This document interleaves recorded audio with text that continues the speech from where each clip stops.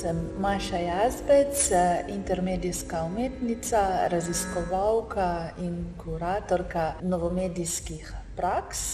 Že od nekdaj me je zanimalo to prepletanje znanosti, umetnosti in tehnologij, predvsem na platformi robotika, humanoidna robotika in androidna znanost.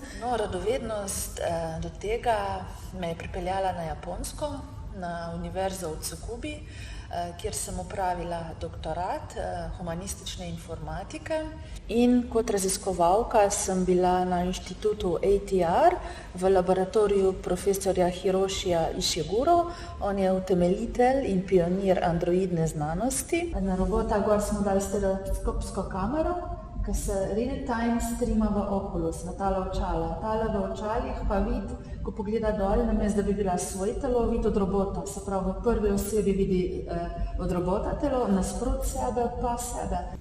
V tem primeru pač premikam od robota glavo, samo na podlagi, da mislim, da jo premikam. Se pravi, z mislimi upravljam robota, geminoida.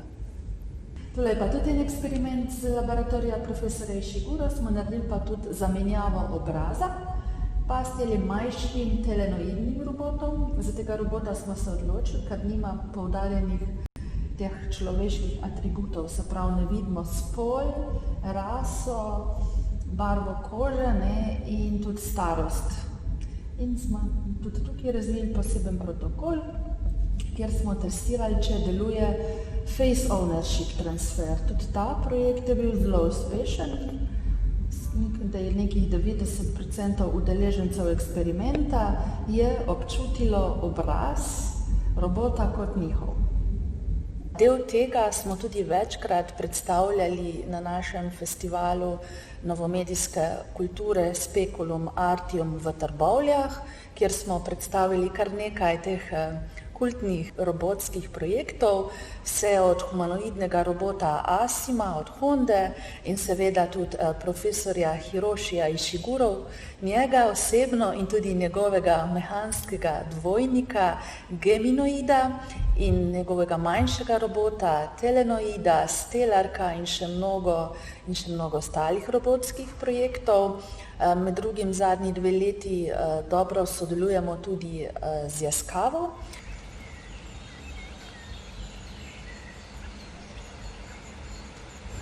Povezovanje umetnostjo, znanostjo in novimi tehnologijami je privedlo tudi do ustanovitve DDT laboratorija v okviru mreže centrov raziskovalnih umetnosti in kulture v prostorih Katapulta.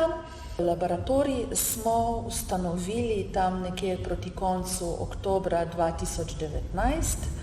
V BCI laboratoriju predstavljamo in demonstriramo brain-computer interface naprave oziroma vmesnik med našimi možgani in računalnikom oziroma strojem. S to napravo tukaj lahko prostoročno samo z močjo misli pišete, krmilite ostale naprave, robote naprimer, in lahko tudi ustvarite digitalno sliko samo z vašimi možganskimi signali oziroma z mislimi. Virtual reality laboratorij oziroma VR laboratorij, kjer lahko ustvarjajo v programu CoSpaces, se pravi, da lahko ustvarijo neko svojo namišljeno okolje in to, kar ustvarjajo, lahko potem tudi gledajo v očalih za virtualno resničnost oziroma lahko se potopijo v ta svet, ki so ga sami ustvarili. Potem določene figure, modele, like, ki jih ustvarjajo v tem okolju, lahko pri nas tudi sprintajo, imamo tudi 3D tiskalnik. In vzpostavljamo tudi RoboLab, tako da že imamo v laboratoriju manjšega humanoidnega robota, ki smo ga poimenovali Jani, in kmalu dobimo tudi robotsko roko od podjetja Yaskawa.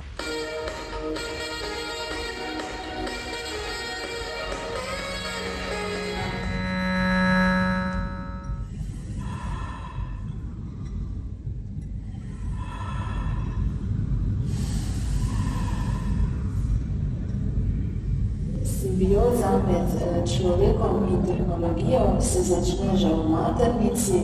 Ta simbioza med človekom in tehnologijo je tudi rdeča nit naših laboratorijev, skratka humanizacija tehnologij. Humanizacija tehnologij je